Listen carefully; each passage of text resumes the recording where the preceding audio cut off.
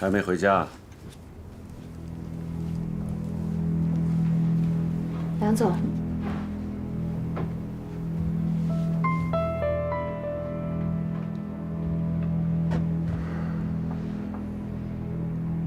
你缺钱是吧？这是我的私事，我不想说。薇薇，你已经是乐华的正式员工，对 boss 是不是应该尊重一点？是，可是 boss， 这件事情我自己可以解决。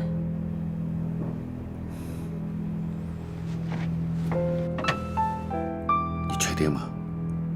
你不需要公司预支薪水了吗？杨总，请你放尊重一点。我真喜欢你这样害羞的样子。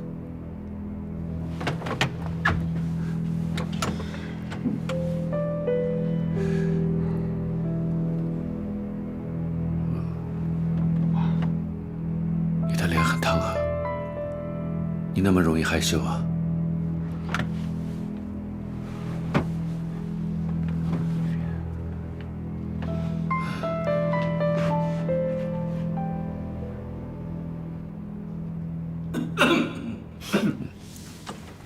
哎，杨总，你来了。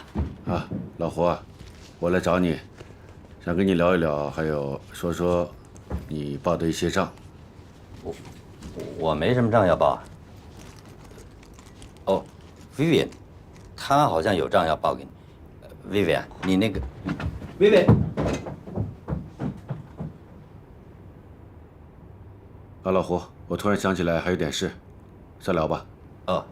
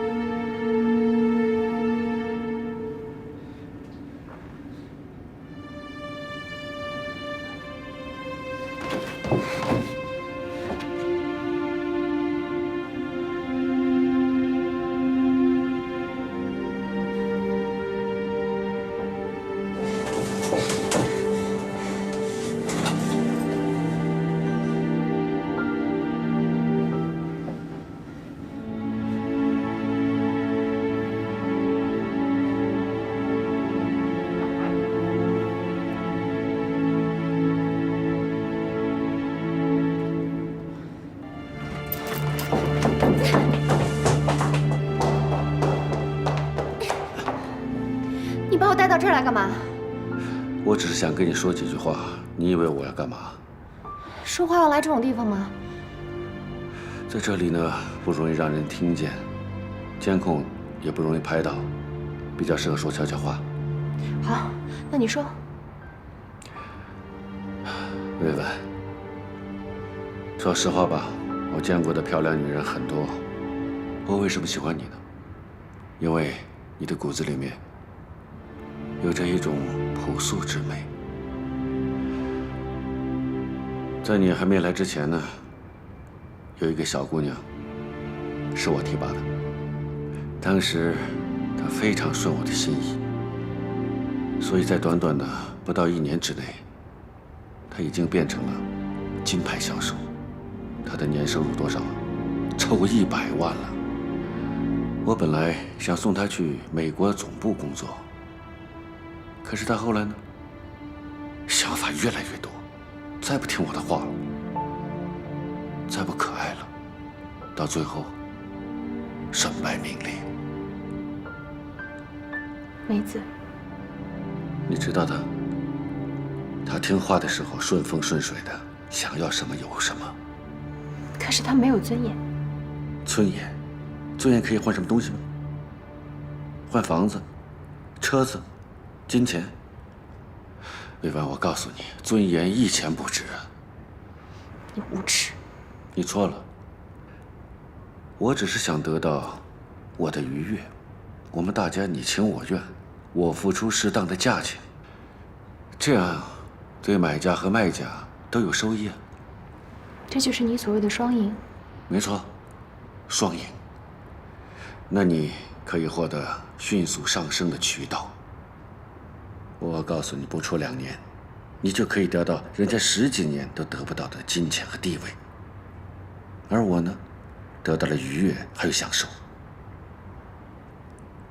薇薇，签这个合同，总体上来说，我吃亏一点，因为你的收益可以计算，而我的收益无法计算的，你说是不是？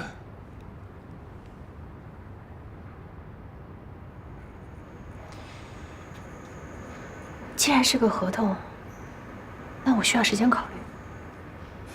好，你可以考虑，不要太久啊，我不知道我什么时候会改变主意的。哎，你知道吗？你跟欧总那个合同是我让他给你的。你胡说，这是我自己努力得来的。你太天真了，只要我打个电话，现在马上就可以把它取消。可这样会损失乐华的利益。没关系的，一个这样的合同，只是乐华锦上添花的事情，少一个多一个不会影响大局的。薇薇，女人呢，我希望你心甘情愿，我不希望勉强。可是你呢？你太特别，如果放弃太可惜，你明白吗？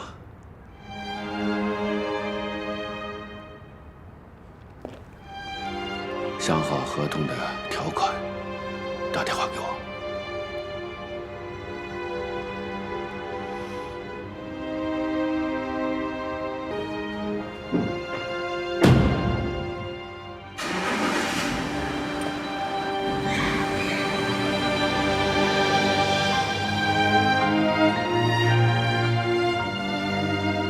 杨新军的形象在九妮的心中彻底崩溃了。他原本赌杨新军是个好人的那一点侥幸荡然无存。然而，当他平静下来的时候，他不能不想杨新军会怎么来对付他。杨新军可以在工作上铁面无情地打击他，甚至解聘他，而他欠下大笔的债务，母亲又生了病，他绝不能丢掉工作，他要支撑住一个家。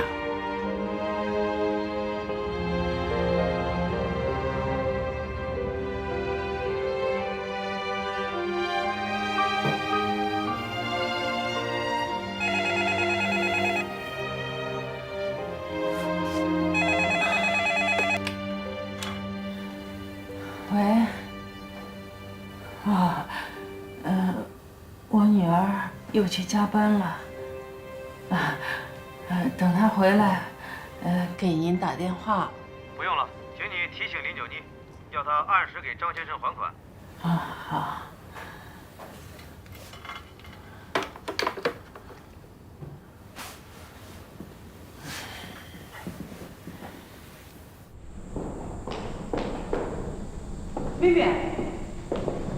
Grace， 你这脸色怎么这么难看？怎么了？没什么。我送你去医院吧。不用了，我回家休息一下就好了。Vivian， 你曾经是我的下属，如果在工作上遇到什么困难的话，你可以和我聊聊。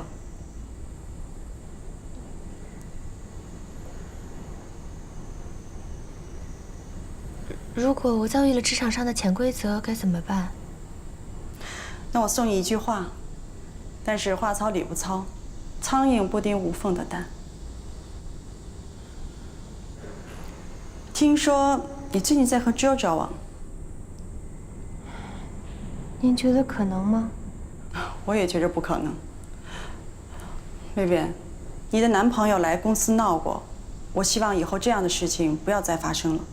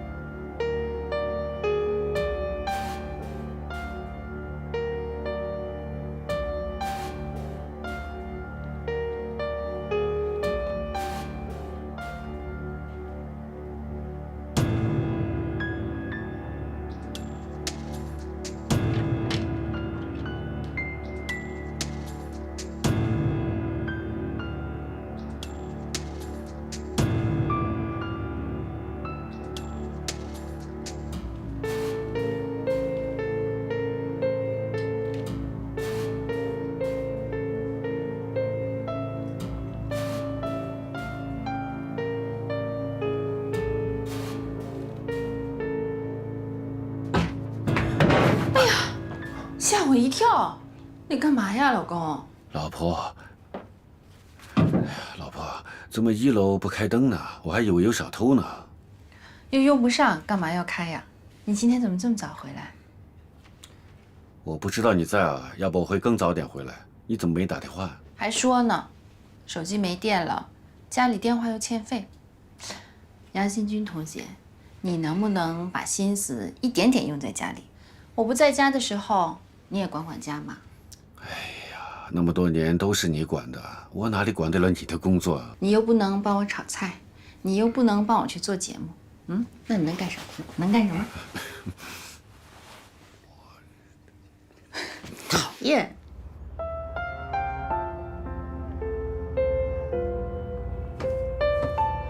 什么事儿啊？这么大晚上把我叫出来？我必须要找你说说话，不然我会疯的。怎么了？杨新军让我签个合同，他出钱买我的青春，而且他能像做报告那样很轻而易举地把这些话说出来。我以前还很崇拜他，我该怎么办？我是要辞职吗？辞职是你最后的办法，但是你甘心吗？辞职以后你能找到这么好的工作吗？上海生活成本这么高，胡斌又没有什么能力，他自己都顾不过来，对你家人也那么小气，到时候你不赚钱，你肯定会被他欺负的，到时候你后悔就来不及了。可我还能有别的办法吗？我不答应他的要求，万一他在工作上为难我，我不是一样没有好日子过吗？他能怎么找你麻烦啊？他又不是你的直接主管，就算是他要把你开除，那更好啊，公司还要赔偿你呢。可是他现在这样骚扰我，我真的受不了。没想到我一进公司就成了他的目标，现在想来，他以前对我的好全都是陷阱，太可怕了。我早就提醒过你，你不听。杨新军这种人，你是斗不过的。有什么办法能让他停手吗？那能有什么办法？这就是职场潜规则。又不是你一个人被钱，谁让权力不在我们自己的手上呢？有人想钱你，说明你还有被遣的资本，那不挺好的？你又不损失什么，还能得到的很多。你觉得我是这样的人吗？你别生气嘛，我就是随便说说。我还有一件事要提醒你，你记不记得咱们签的那个合同？合同上规定，如果你要是主动辞职，是要给公司违约金的。所以说，你辞职的事儿还是要想清楚，不要一时冲动。乐华还是一个好的平台，我们能走到今天挺不容易的。再说外企的圈子就这么大，你在一个公司没有一个好的口碑，你到别的公司也没办法找到工作。我要是你，就忍，拖，耗着杨新军，抓紧时间做好自己的业绩。等业绩上去了，有漂亮的简历，再走也不迟啊。这样能行吗？如果不这样，你还有什么办法？你觉得如果我把这件事情告诉艾玛，会怎样？你要告诉艾玛？你简直傻透了！哪个女人不向着自己的老公，会向着外人？难道你直截了当的对他说，你老公性骚扰我？可我提醒了他，他至少应该管管自己的老公吧。再说他们都是名人，怎么也得顾及形象啊。就算他不考虑太太的感受，他的孩子还在美国读书，他至少要为自己的儿子考虑一下吧。你太天真了吧？反正我劝你不要这么做。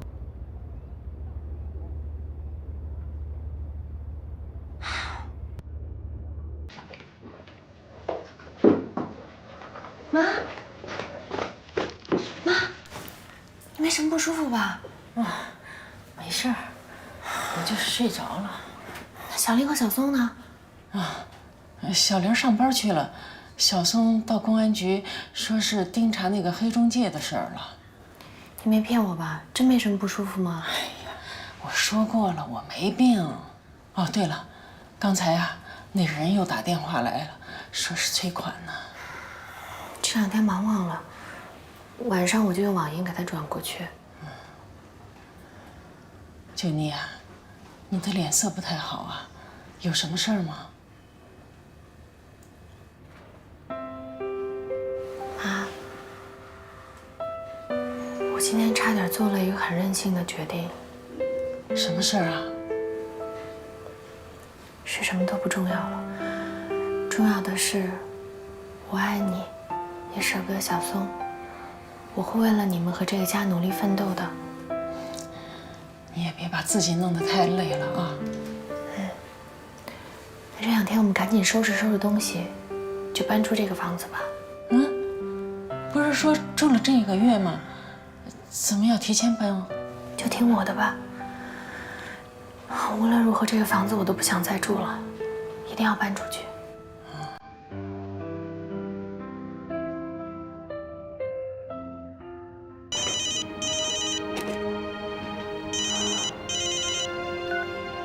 喂，喂，是我。哎，你知道吗？我家里面的石榴它开花了，我想请你来赏赏花。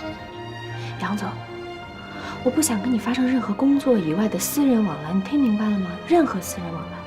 那你不是我的下属吗？啊，我请下属到我家谈谈工作，顺便赏赏花，那算什么私人交往啊？我跟您的级别差了那么多，有什么工作可聊？你不要再找借口了，我是不会去的。当然有工作要谈了。我跟你之间，不是还要你一份合同吗？你答应过要给我时间考虑的，你忘记了吗？那我们2个人见面一起考虑，不是更好吗？无耻！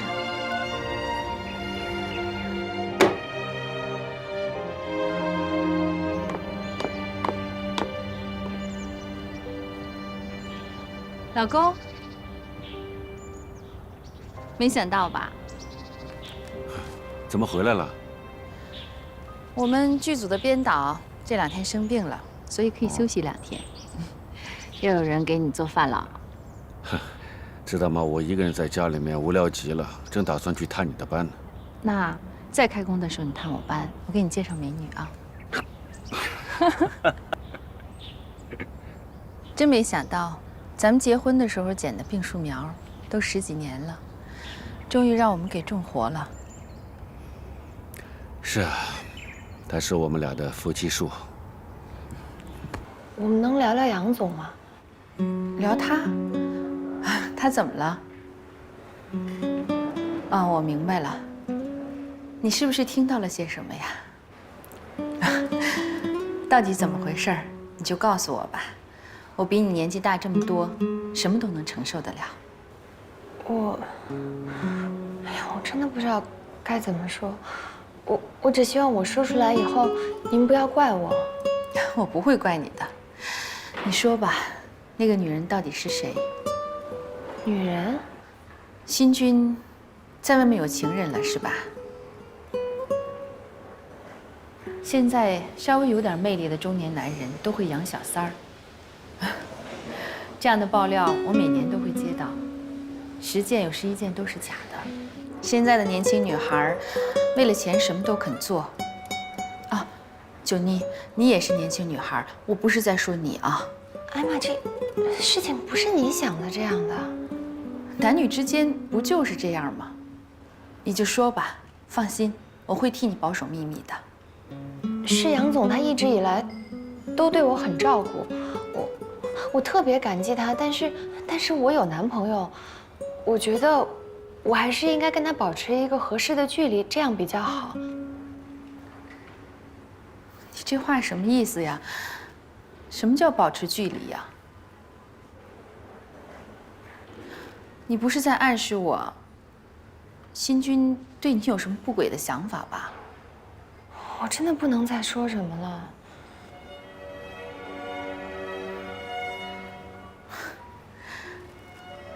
九妮呀，我想你可能对新军有点误会吧。新军呢，毕竟是在国外生活了很多年，有一些做派可能跟中国人不太一样。你也是大学生，你应该很了解，国外的男女关系不像在中国这么保守。而且新军呢，很喜欢培养年轻人，他很器重你们，愿意给你们很多机会。我觉得你不要辜负他的期许。如果你觉得你跟他之间有什么不好沟通的，我愿意做这个桥梁。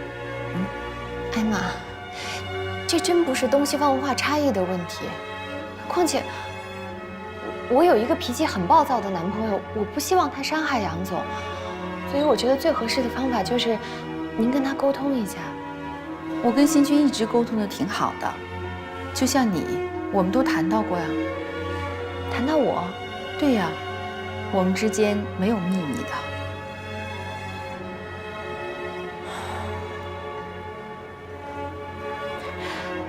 艾玛，我今天找您来，就是想告诉您，您丈夫身上存在的一些问题，这些事情对我不好，对您的家庭也不好。可是，如果你怎么都不肯相信的话，那我也没什么可说的了。那我就先走了。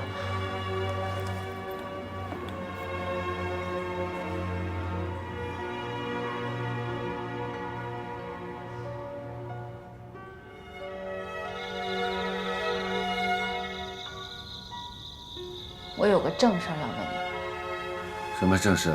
今天你们公司的薇薇娅来找我谈过，她说让我提醒你跟她保持距离，是怎么回事？薇薇，092。对，就是那天来咱们家吃过饭的，看上去挺单纯的，不像撒谎的人呢。啊，我想起来了，前一阵子公司搞了一个大型的会议，Grace 把她接到市场部，可 Vivian 她很想学销售，那我呢，照顾她一下，让她跟欧总签了一份合约，会不会因为这个，她就误会了，以为我对她有什么意思啊？一个老板去勾引下属，而且是外企，在圈子里还怎么混？所以这种谣言呢，经不起推销。对。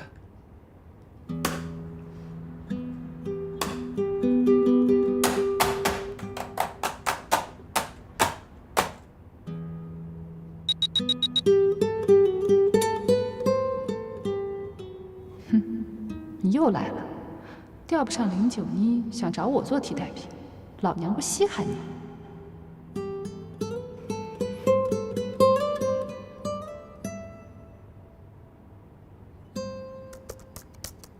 丫头，我们见面聊吧。你知道我是谁吗？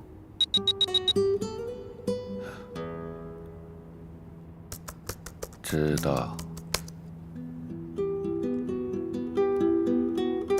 我是谁？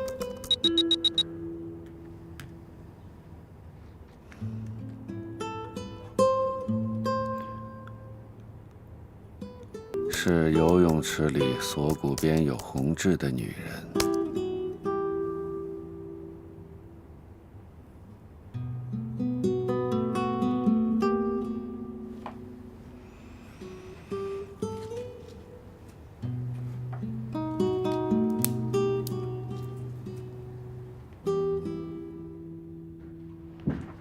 哎，你不能进去，见杨总是需要预约的。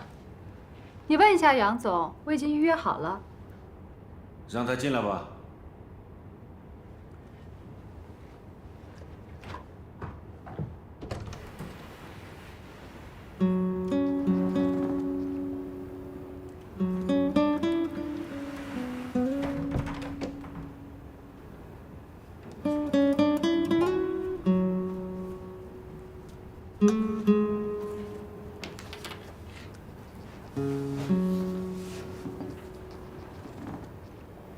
味道很不错。你懂茶？我不懂茶，但是我懂得欣赏懂茶的男人。而像杨总这样，既懂茶又懂女人。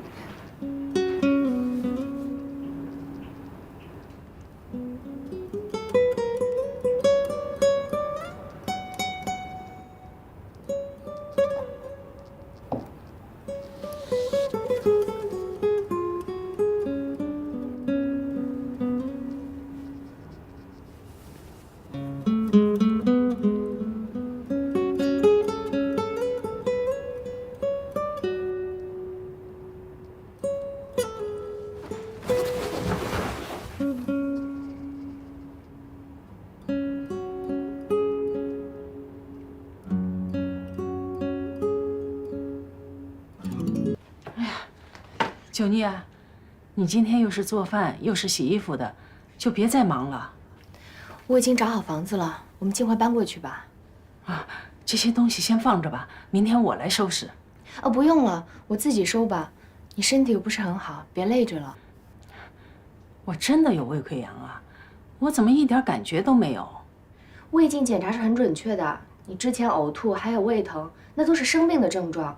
不过医生也说了，现在胃溃疡的治疗技术是很好的，一般不需要动手术，只要积极用药就可以了。你这几天都按时吃药了吗？吃了。真吃了？哎呀，吃了。你什么时候变得这么啰嗦呀？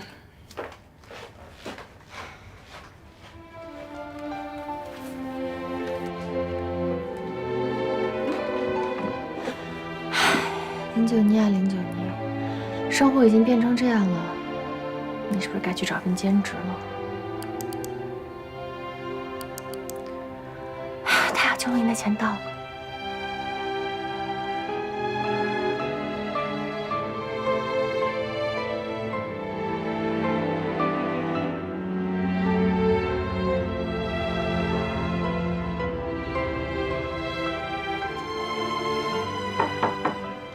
进。朱莉，我这个月的工资怎么只有3000块啊？是不是会计搞错了？没搞错，你的工资是怎么回事？你去市场部的那几天做项目，没给你算。为什么？项目的经费是由市场部来经手，他们没有给你报上来。其实啊，这件事儿根本不归我管，项目经费的使用是得杨总亲手签字。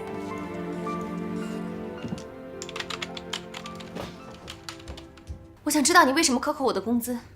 工资你应该问人力资源部啊。他们让我来问您。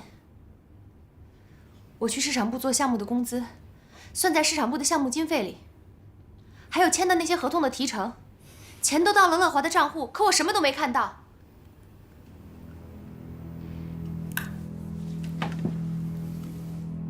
财务有财务的流程，魏文，你太不理智了。我不是不理智，我以前觉得您是有问题，可至少还是一个称职负责的领导。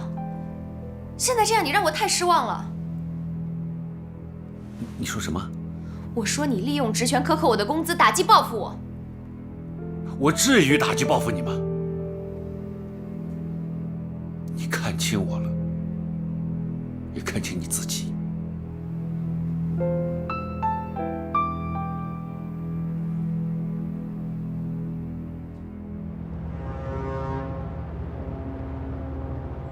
他真的说不屑这种打击报复这样的话啊？天哪，太帅了！一定是杨新军干的，因为我去找过艾玛了，我把话挑明了。什么？你还真找他去了？世界上真没有你那么傻的人了。且说，杨总这些风流轶事，艾玛知不知道？就算是知道了，他俩也是一家人，你还指望着他帮你啊？但凡她是个正直善良的女人，她就应该管管自己的老公。她要是能管得住她的老公，杨总在外面也不会这样。再说了，现在有钱有势的男人，哪个会在家乖乖的听老婆话啊？不说这个了。对了，安琪，有件事情想请你帮个忙，能不能借我点钱？你做什么用啊？我之前不是借了一个高利贷吗？我想快点把它还上。高利贷？你借了多少钱？10万块钱，8分利息。这么多钱啊！肯定是给你弟弟买房子用是吧？而且这些钱还叫黑中介给卷跑了。怎么会这样呢？说实话，主要是我的信用卡都在透支，要不然我倒是能借给你，只是……没关系的，那就算了。你现在都这么窘迫了，要是你跟了杨总，我想他应该会很大方的。别拿我开玩笑了。我是那种拿身体换钱的人吗？你别说那么难听嘛。其实我觉得杨新军还挺不错的，有钱有势，还有学历，各方面比胡斌强多了。不就是有家室吗？再说这年头，有家室才正常，没有家室才可怕呢。哎，老话不是说得好，宁为富人妾，不做穷人妻。一个女孩如果连尊严都没有了，何谈穷富啊？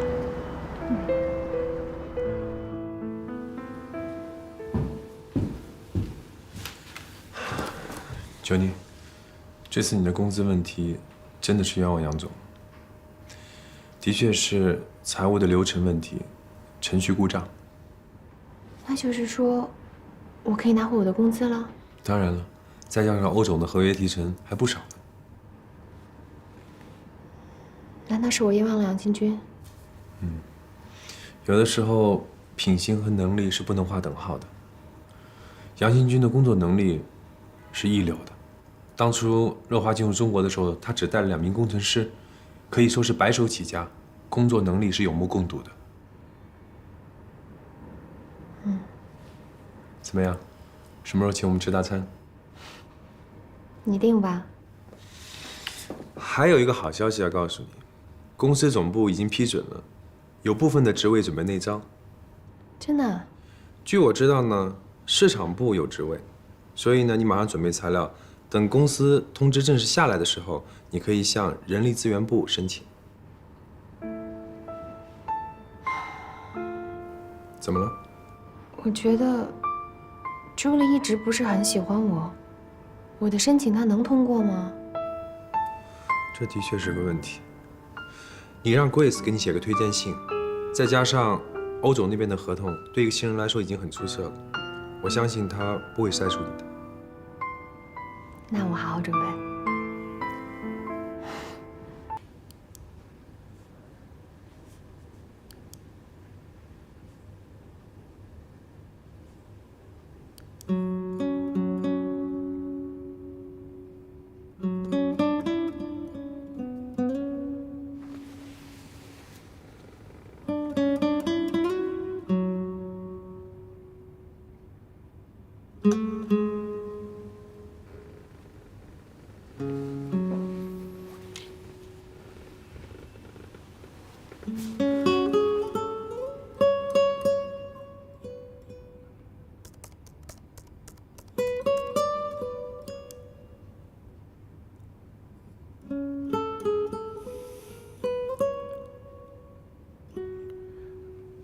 只要你想留，我就成全你。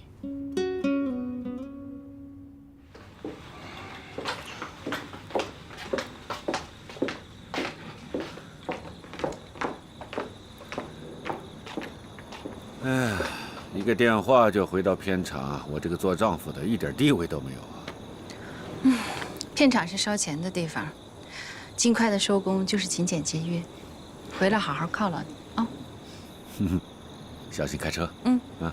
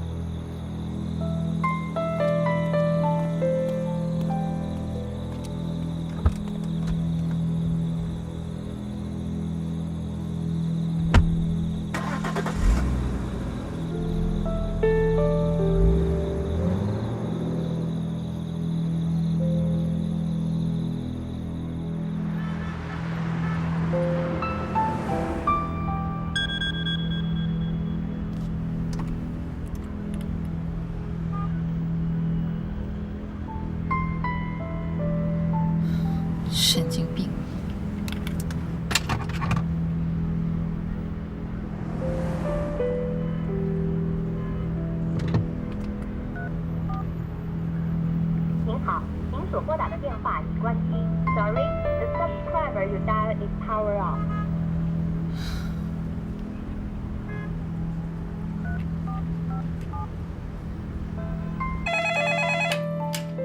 喂，我是艾玛。你好，你好。哦，九妮啊，她在呢，您稍等一下啊。九妮啊。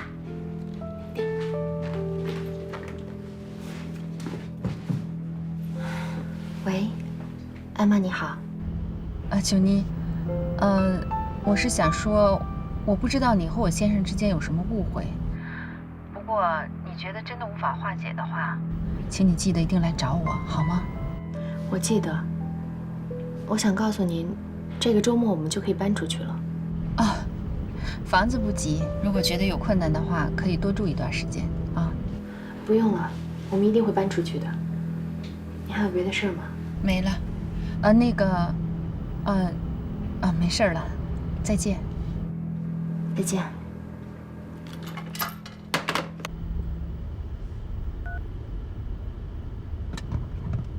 九妮啊，我们真的要搬走啊？一定要搬。住别人的房子，我心里不踏实。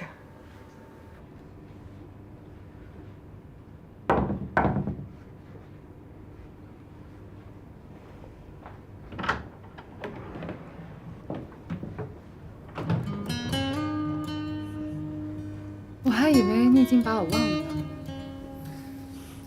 现在不是来了吗？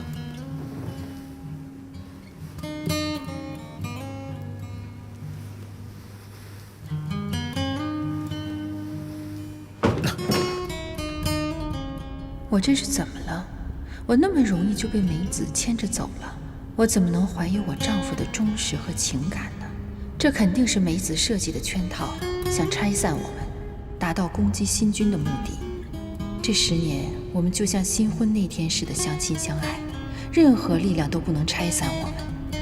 我一定要站在新君这边，让梅子无计可施。那个疼痛几天了？没几天。医生啊，是因为吃了那个胃溃疡的药啊，我以前是不疼的。那还有什么别的地方不舒服吗？嗓子眼有点干，咳了一点血丝出来，我女儿就着急了，就送我过来了。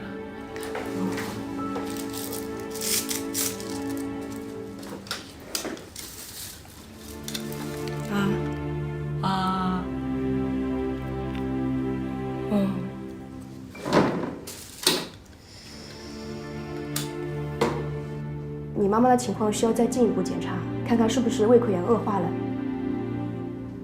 可是刚做完胃镜没有几天啊，这么快就会恶化吗？不是所有的检查都能保证100%准确的，因为患者的情况都不一样的。那么这次我建议你们呢，就是做一个活组织的病理检查，你们做吗？做，只要是为了妈妈的身体好，做。喂，你好，我是郑可欣，就是上次去你们那儿的记者。我是镇一中的学生，是我给你发的那封邮件。有件事我想告诉你，梅子的父母最近好像回来了。回去了？不过他们只是回来办点事儿，然后又走了。你说有很重要的事告诉我，就是这个事儿啊？不是，可我要告诉你，你能不能不要说是我说的？没问题。我听见他们和我爸妈说，梅子一直都在上海。梅子在上海？而且我妈说，梅子得的是那方面的病。你的意思是说？我妈说她有精神病。我知道了，谢谢你啊。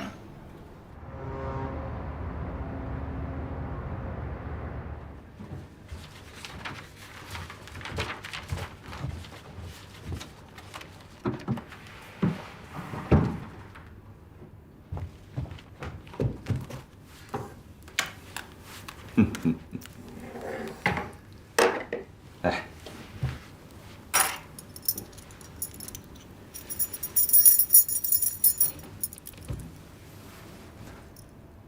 开心吗？如果有人问起这房子怎么来的，你怎么说？大乐透中奖买的。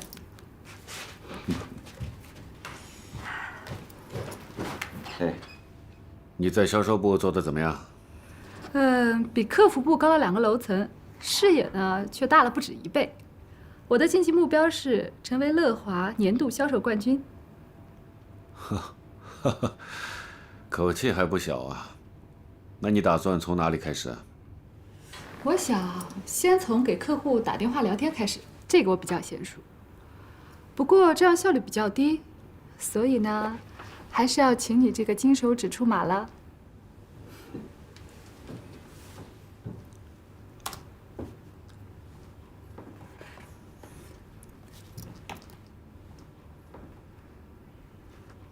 哎，你想把整个文件都拿走啊？嗯，把头10条抄下来就行了。那这头10条都什么样的客户啊？你呀，刚刚接触，有这些客户已经非常好了。嗯，那就谢谢杨总了。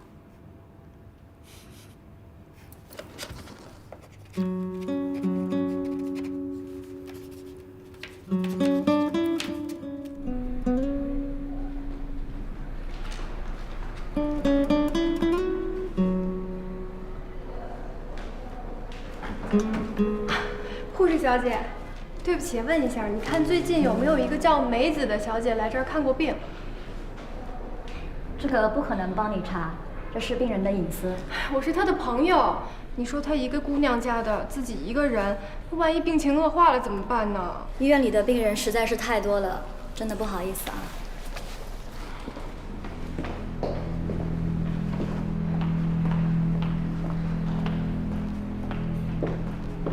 梅子，梅子，真的是你，那我可找着你了。你是谁啊？哦，我是新闻周刊的记者，我最近一直在找你，我特别想做一个你那个案子的深度报道。想采访我是吧？对，好啊，我要采访费。采访费？是，你能出得了多少？哎，你别走啊，你跟我谈谈吧。算了吧，那时候是我傻。我打官司那会儿，要是知道可以问你们记者要采访费的话，我也不至于像现在这么落魄了。采访费我得跟主编去申请，你能不能先告诉我，自从你官司败诉了以后，你的近况是怎么样的呢？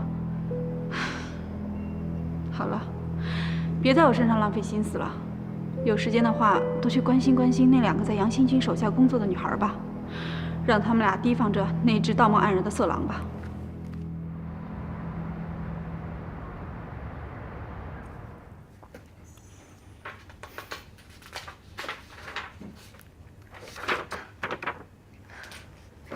你的电脑就像阿里巴巴的宝库，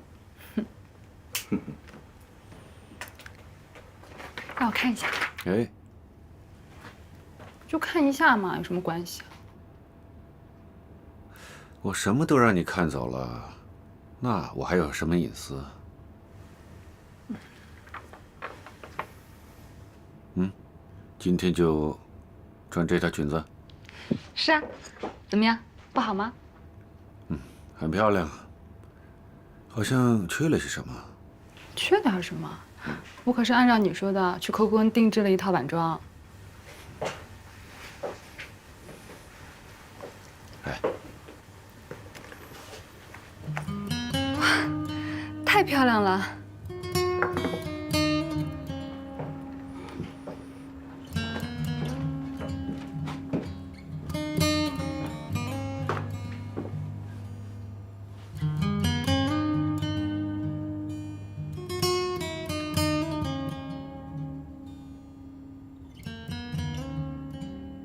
和杨新军就这样发展成了情人关系，这出乎夏安琪的意料。他在得意的同时，又隐隐的有一种危险感。他想起梅子的事情，梅子曾经也是杨新军提拔的金牌销售。杨新军和梅子之间到底是怎么回事？安琪觉得要驾驭杨新军是根本不可能的，只能尽可能的利用他去争取自己的利益，越多越好。他可不能让自己落到梅子的下场。安吉拉，发什么呆啊？啊，没事。快走了，不然要迟到了。好。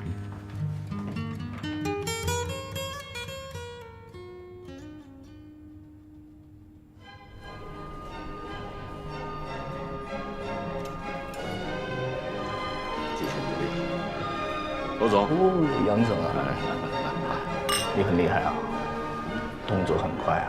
听说这次他们本来是把这个业务交给别人的，还是你行。这次啊，我真的想跟你好好合作。一定有机会的啦。安吉拉，什么时候在一起游泳啊？上次本来想跟你一块打高尔夫球的，您没开完会就走了，多遗憾啊！再打球我教你。哦，还有薇薇啊，新军啊，你的手下个个都那么出色啊！安吉拉现在已经是销售专员了，以后少不了跟你打交道。好说好说好说，以后还要您多照顾呢。一定会照顾你。啊？你们俩。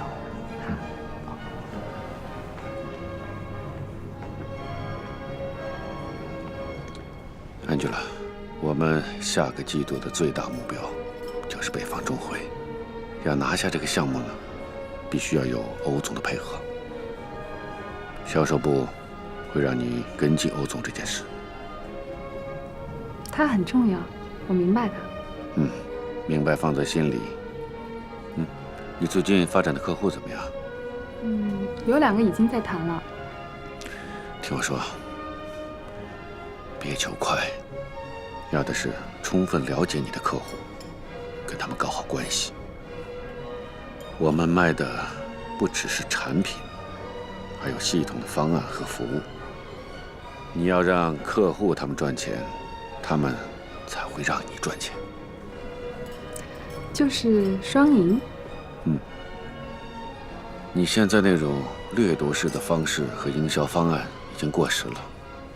就像你跟我，不光是我有好处，其实我们是互惠互利。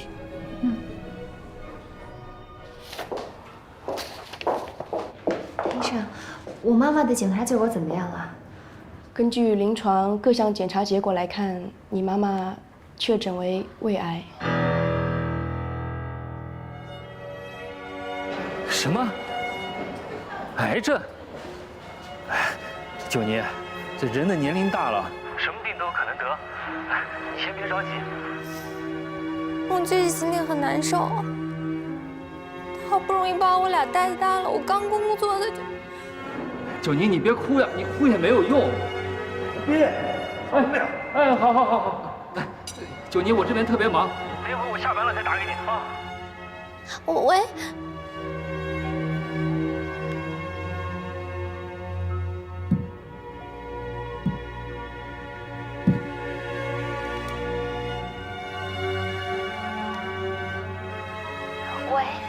喂，九妮，你今天怎么没来上班呢？我，你怎么了？你能出来一下吗？你在哪里？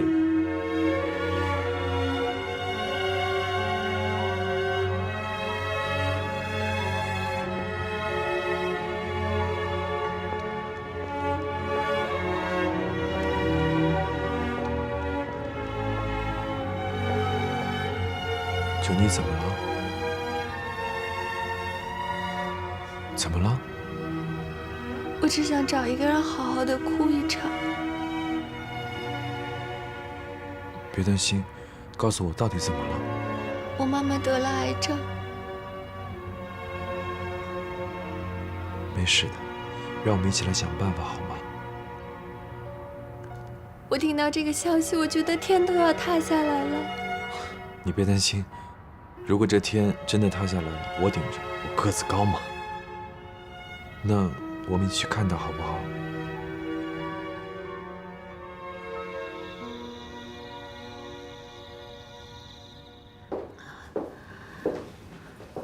马健走了。啊，在路口就开车回去了。哎，妮子，你说妈生的这是什么病啊？不是告诉你了吗？胃溃疡啊。这胃溃疡怎么做这么多的检查呀？这些个检查，比胃溃疡还要折腾人呢。妈，现在医院就是这样的，检查的项目比较多，上的设备也多，这是为了可以准确的排查病因啊。九妮啊，如果妈真的得了什么要命的病，你千万别瞒我啊！你别胡思乱想了，就是胃溃疡，没别的。这个马健啊，真是挺热心的啊。啊，对了，你说他是什么高管来着 ？CIO， 首席信息执行官。啊，官儿还挺大的。九妮啊，咱们可不能忘本啊。虽然说马健是个好人，可是你已经有了胡斌了。放心吧，妈，我和马健就只是好朋友。我看他挺喜欢你的，可是，唉，这都是命啊。我知道，妈，我们真的就只是朋友。我明白，总有一天我是要嫁给胡斌的。你是个明白的孩子，可是这个马健啊，不见得就这么想。我看你得离他远点儿。这感情的事儿啊，见不着就淡了。我会跟他保持距离的。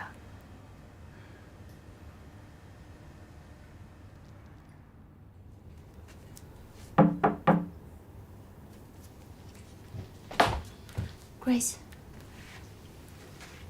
薇薇，你到市场部的这段日子，分配给你的工作不但完成的没有什么进展，反而多了很多天请假，到底是怎么回事？这可和你以前的差距太大了。对不起 ，Grace， 是我家出了一些状况。任何人家里都有可能出现状况，既然你选择了来上班，就必须以公司的利益为重。我知道，您放心吧，我会把落下的进度补上的。你家里出现什么状况了？我妈妈得了胃癌。马健，你知道吗？薇文还没有资格申请公司的无息贷款，这是在公司里面做满5年以上的员工的福利。没错。但是关于贷款还有一个补充的协议，就是家庭特别困难的员工，在5年以下也可以申请贷款。我想 Vivian 就属于这一种，因为他的母亲得了癌症，又帮弟弟买房子，借了私人的高利贷，又被中介给黑了。我想没有比这个更困难的家庭了吧？你很关心他？当然，我是公司的高管，关心员工是我的职责，要不然的话，我也没有这个权利把这个申请书交给你。如果按照程序走人力资源部的话，要很长的时间。所以我想，杨总还是帮他一下，专肯专签吧。马健，这我就不明白了。你不缺钱，你为什么不直接把钱寄给他？这个途径不是更方便、更好、更快吗？我当然可以把钱借给他，只是他不需要。他似乎认为，如果男人借钱给女人，好像另有所图似的。当然，公司借给他就不同了。所以杨总，还是帮他一下，在这个合同上签个字吧。马健，就Vivian现在这个情况，要公司真的借钱给他，按照公司贷款的说明，他必须以后做满5年以上，否则他除了要还清他的借款，还得支付5倍以上的罚款。有这样的说明吗？有。马健，你能确认 Vivian 她能做满5年吗？我本来认为杨总可能求之不得呢。这是因为你还不太了解我，马健。我跟你说过，如果你真的对他好的话，离他远一点。我现在再跟你说一句话，如果你真的是对他好，让他自己做主。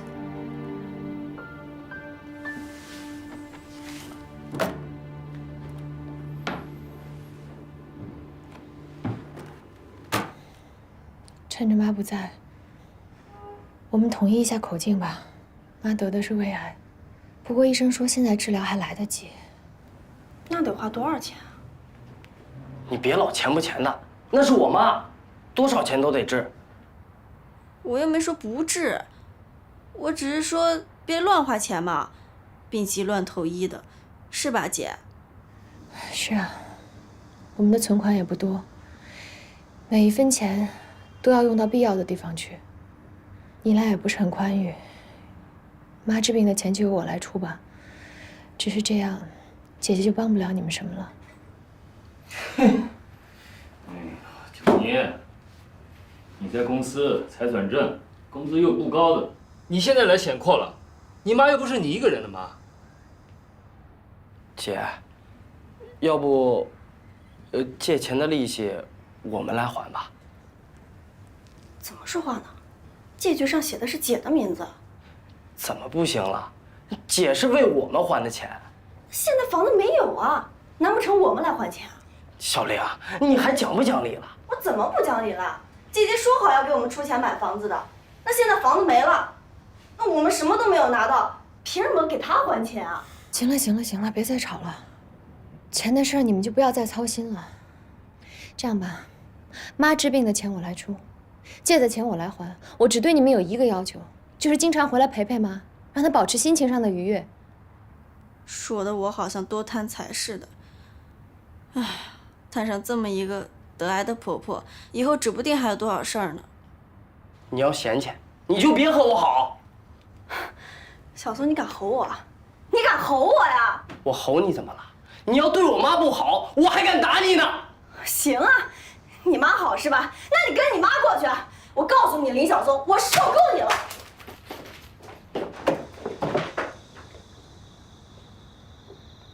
妈，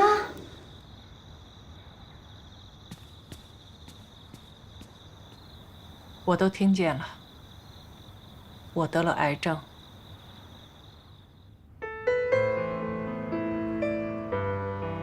我要出差去美国1周，这次的项目，如果你遇到任何问题，随时电邮我。我希望能够像论坛那样打一个漂亮的仗。放心吧，我一定全力以赴。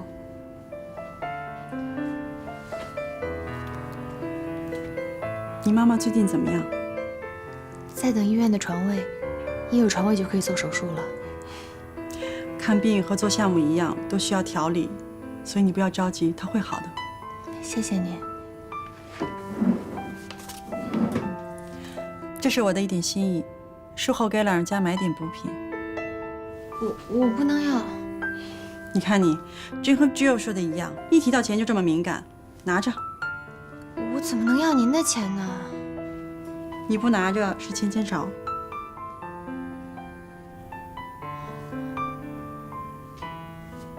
谢谢，我不是那个意思 ，Grace， 真的特别感谢你，我都不知道该说什么了。好好工作，有困难别一个人扛。你要记住，我、市场部、整个乐华都是你坚强的后盾。